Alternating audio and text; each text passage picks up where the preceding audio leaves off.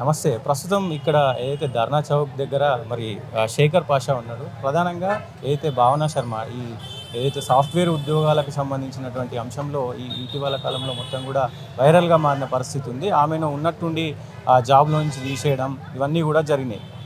శేఖర్ పాషా ఉన్నారు. మరి ఆయన మహిళలకు కొంత అంటే మెన్ పక్షపాతిగా ఉంటారు, మరి పురుష పక్షపాతిగా ఉంటారు. ఆయన దీనికి రావడం అంటే ఉద్యోగాలు చేసే వాళ్ళకు నేను సహకరిస్తాను, ఎందుకంటే అందరూ ఉద్యోగులే, ఉద్యోగంలో ఎలాంటి సమస్యలు ఉన్నాయో అందరికీ తెలిసిన విషయమే, దానికోసమే నేను దీనికి సంఘీభావనం తెలపడానికి వచ్చిన అన్నారు. ఏం చెప్తారు భావన శర్మ గురించి? అంటే మీరు ఒకసారి ఈ మాట అన్నారు కాబట్టి చెప్తున్నాను, మహిళల పరిస్థితే ఇలా ఉంటే ఇంకా పురుషుల పరిస్థితి ఎంత దారుణంగా ఉంటుంది ఒకసారి ఆలోచించండి. దీంట్లో ఏం అతిశయోక్తి లేదు, ఎందుకంటే జనరల్గా మహిళలకి ఒక గౌరవం ఉంటుంది అక్కడ చేసే దీంట్లో. ఫర్ ఎగ్జాంపుల్ క్యాబ్ సర్వీస్ ఏదైతే ఉంటుందో అది ఆడవాళ్ళకి కంపల్సరీ ప్రొవైడ్ చేయాలి మన కార్పొరేట్. మగాళ్ళకి ఏం లేదు, మీరు పోండ్రా రండ్రా. ఇంకా కొన్ని సర్వీసెస్ ఆడవాళ్ళకి ప్రత్యేకంగా ఉంటాయి, మెటర్నిటీ లీవ్ కావచ్చు, ఇవన్నీ కూడా. బట్ అంత ఉండి కూడా ఒక మహిళ ఇంత ఇబ్బంది పడుతుంది అంటే మీరు జస్ట్ ఇమాజిన్ ఇంకా పురుషుల సంగతి ఎలా ఉంటుంది. నోరు మూసుకొని పనిచేస్తున్నాం, కష్టం యొక్క దోపిడీ జరుగుతుంది. వాళ్ళకి అవసరం లేనప్పుడు ఏదో ఎంగిలి విస్తరాకుండా విసిరేసినట్టు మనుషుల్ని ఆడమగా తేడా ఎవరినైనా సరే అలా పక్కన పడేయడానికి చేస్తున్నారు. కొన్ని రెగ్యులర్ పాలసీస్ అయితే ఉన్నాయి. అంటే ఒక మనిషి పెర్ఫార్మెన్స్ బాగాలేదు అంటే అతనికి ఒక PIP programme, performance improvement programme అనే దాంట్లో పెట్టి ఒక 3 నెలలు చూసి అప్పటికి కూడా లేకపోతే అతను టర్మినేట్ చేయడం అనేది ఒక పద్ధతి. అలా ఏం కాకుండా ఇవాళ నాకు పొద్దున్న నచ్చలేదు రేపు నువ్వు వెళ్ళిపో అంటే ఇది మరీ ఆటంకంగా ఉంది. ఒక సభ్య సమాజంలో, ఒక నాగరిక ప్రపంచంలో మనం ఉద్యోగాలు చేస్తున్నప్పుడు అది వెరీ ఆక్వర్డ్ సిచ్యువేషన్ అనమాట. అంటే ఏదో కూలీలకి వెళ్ళే వాళ్ళు ఉంటారు, ఈరోజు నువ్వు వద్దురా అన్నట్టుగా. దానికి ఇంకా ఇంత పెద్ద కార్పొరేట్ కల్చరు, పేర్లు ఎందుకు ఇవన్నీ కూడా? సో ఇదొకటే కాకుండా ఎంప్లాయీస్ కష్టాన్ని దోచుకుంటారు చాలామంది. పేరుకి 8 గంటలు అని చెప్తారు, చేయించుకునే పని 10 గంటలు ఉంటుంది. ఏంటంటే ఐటీలో 18 రోజులు 20 రోజులే చేస్తారు వాళ్ళు పని, తక్కువ అవర్స్ చేస్తారు అనేది కూడా ఒకటి వాదన ఉంది కదా. ఇక్కడ 2 రకాలు ఉంటాయండి. టైం బేస్డ్ జాబ్లు, లైక్ వాచ్మెన్ లాగా ఇన్ని గంటలంటే ఇన్ని గంటలు ఉండాలనేది. అలా కాకుండా ప్రొడక్టివిటీ బేస్డ్ జాబ్స్, సేల్స్ వాళ్ళు, నీ టార్గెట్ ఎంత ఉంటుంది, నువ్వు నెలకి 1 కోటి రూపాయలు చేయాలి, లేకపోతే ఒక 15 లక్షలు చేయాలి, ఇది నీ టార్గెట్. నువ్వు ఆదివారం చేస్తావా, శనివారం చేస్తావా, ఇప్పుడు చేస్తావా నాకు అవసరం లేదు, నువ్వు చేస్తున్నావా లేదా అనేది. అవి చేస్తున్నంత కాలం వాళ్ళు నోరు మూసుకొని ఉంటారు, మీ ఇంట్లో నిద్రపోయినా సరే, ఎందుకంటే you're bringing money to the company. అలా కాకుండా ఈ టైం బేస్డ్ జాబ్స్, లైక్ ఇప్పుడు మీరు ఐటీలో కూడా 2 రకాలు ఉన్నాయి.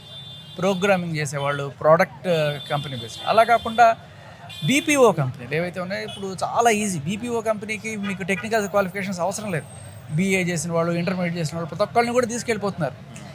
నేను ఎవరిని తక్కువ, ఎవరిని ఎక్కువ అని చెప్పట్లా. ఇప్పుడు ఎవరినైనా సరే నువ్వు ఒక ఎంప్లాయీగా తీసుకున్నప్పుడు వాడిని తీసే ముందు కనీసం ఒక 2-3 నెలల ముందు చెప్తే వాడు వేరే జాబ్ ఎత్తుక్కోవడానికి ఉంటుంది కదా.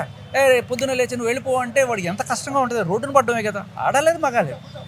ఇంకా నేను చెప్పాలంటే మీకు అంటే ప్రస్తుతం దేశంలో చాలా కంపెనీలు ఉన్నాయి. చాలా కంపెనీలు కూడా ఏదైతే ఈ 90-60 అంటే పీరియడ్ ఇవ్వాలి, ఆ పీరియడ్ అంటే కంపెనీ అయినా ఇటు ఎంప్లాయీ అయినా ఎవరైనా మానేయాలనుకుంటే, తీసేయాలనుకుంటే ఒక నోటీస్ పీరియడ్ అని ఉంటుంది. కానీ మొత్తం దేశవ్యాప్తంగా అయినా ఇటు రాష్ట్రంలో అయినా ఏ కంపెనీ కూడా సరిగా పాటించాలనేది అందరికీ తెలిసిన విషయమేగా.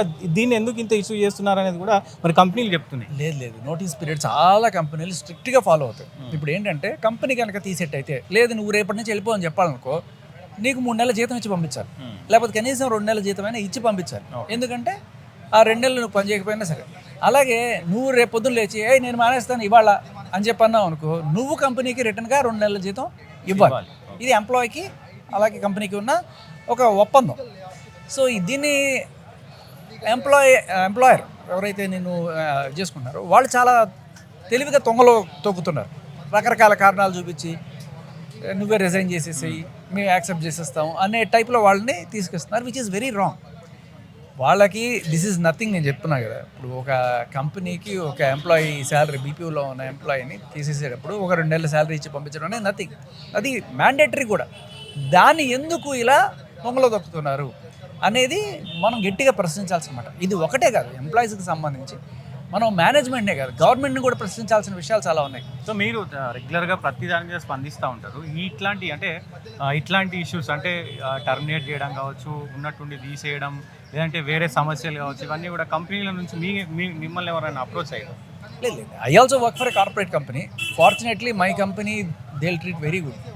నేను వర్క్ చేస్తున్నది బిగ్ ఎఫ్ఎంలో. సో ఒక ఎంప్లాయీ అంటే రెస్పెక్ట్ ఇవన్నీ కూడా వాళ్ళకి చాలా చక్కగా ట్రీట్ చేస్తారు, దాంట్లో ఎటువంటి లేదు. ఇలాంటి చాలా మంచి కంపెనీలే ఉన్నాయి. ఎంప్లాయీ పాలసీస్ ఏవైతే ఉన్నాయో చాలా చక్కగా అమలు చేస్తారు, నీట్గా తీసుకుంటారు. ఒకవేళ తీయాల్సి వచ్చినా కూడా వాళ్ళు ముందుగానే చెప్తారు, నోటీస్ పీరియడ్ ఇస్తారు, ఇవన్నీ కూడా ఉన్నాయి. బట్ కొన్ని కంపెనీలు లిటరల్లీ ఏదో అడ్డం మీద ఉన్న మేస్త్రీలు లేకపోతే వాళ్ళ కూలీని తీసుకున్నట్టుగా అంతా ఇల్ట్రీట్ చేస్తున్నారు. దాని గురించి మనం ఖచ్చితంగా పోరాడాలి. నేను I work for a corporate company my self.